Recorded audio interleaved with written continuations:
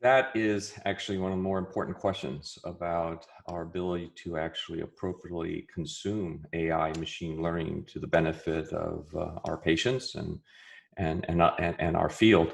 The analogy I like to use is that AI is like a really fast car.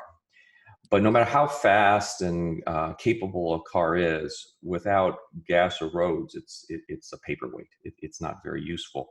And in this analogy, the gas is data, the ability to access production clinical data. And the roads is optimal workflow orchestration, how we integrate these machine learning and AI algorithms appropriately in our existing workflow. So when we talk about the gas, the data, that is the big challenge right now, because most of us working in a hospital environment, we have an EMR-centric perspective or bias, where humans are the integrating agents. It's true that our information is digital, just like other industries, other business verticals. But unlike other business verticals where they bend over backwards, making sure that the systems interoperate, within healthcare, we require humans to be the integrating agent. So even though the information is digitally available, a human has to access it. And that's problematic when you're trying to either train AI algorithms or use them and maintain them.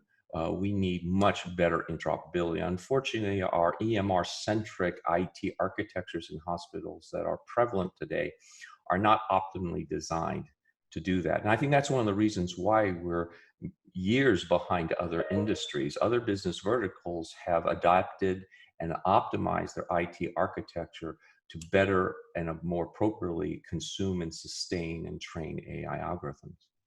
With respect to the roads, workflow integration, similar problem. We're kind of familiar with our existing IT systems, our EMRs, our PACS, our risk systems, our speech recognition systems.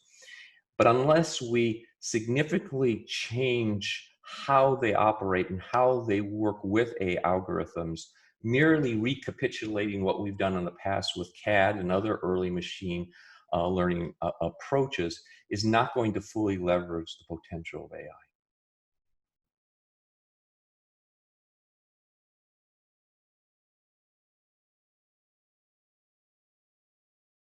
So it's hard, and there are definitely concrete things that need to be done with respect to IT infrastructure in hospitals, strategies with respect to interoperability, standards. All these things are important. But in my perspective, the most important thing that needs to be done for us to be able to truly embrace and fully appropriately consume AI and big data and other hopefully transformative and supportive technologies is culture change, governance.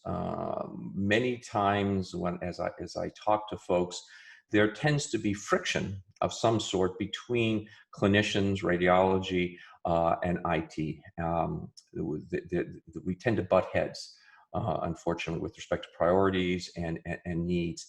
I think one of the biggest requirements for us to be able to, at scale and in a sustainable manner, appropriately consume AI and machine learning is culture change, is governance, making sure that we truly are rowing all in the same direction. Now, after you achieve that, which is always an ongoing challenge, then there are significant changes to our IT architecture that has to be considered.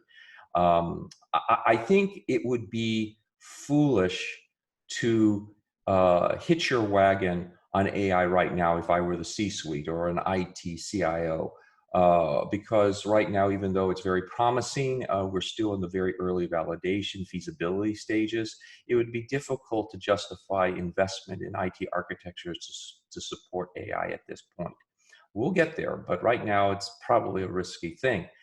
However, one of the things that the strategies I encourage folks to use is for those of us interested in AI and machine learning, is hitch our wagon to big data and analytics. Because unlike AI, which is still in the early feasibility stage, many C-suite and hospital administrators are very, very interested in leveraging their data using analytics. And many people, folks are investing quite a bit of resources in updating their infrastructure to support big data and analytics. It turns out that because essentially most of AI, especially deep learning approaches, are statistical methods similar the statistical tools and mathematical algorithms used in big data and analytics. Hitching your wagon analytics allows us to build an IT infrastructure that supports not only big data analytics, but also AI, because AI is part of that data-driven type initiative.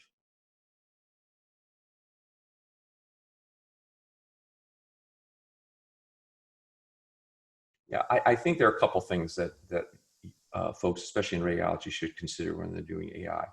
I think, number one, do not get seduced by technical capability.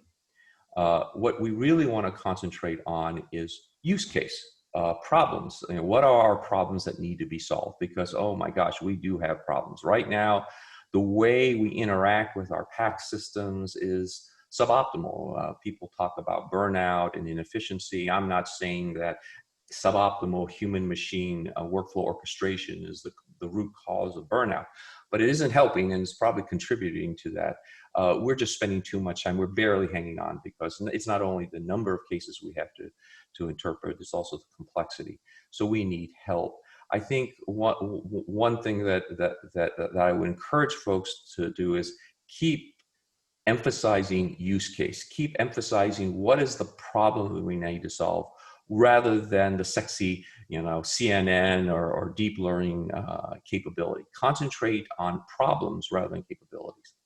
I think the second suggestion is do not be satisfied by merely recapitulating the CAD model that we've used for decades. We've had machine learning for decades. We didn't call it machine learning. We call it CAD and other things.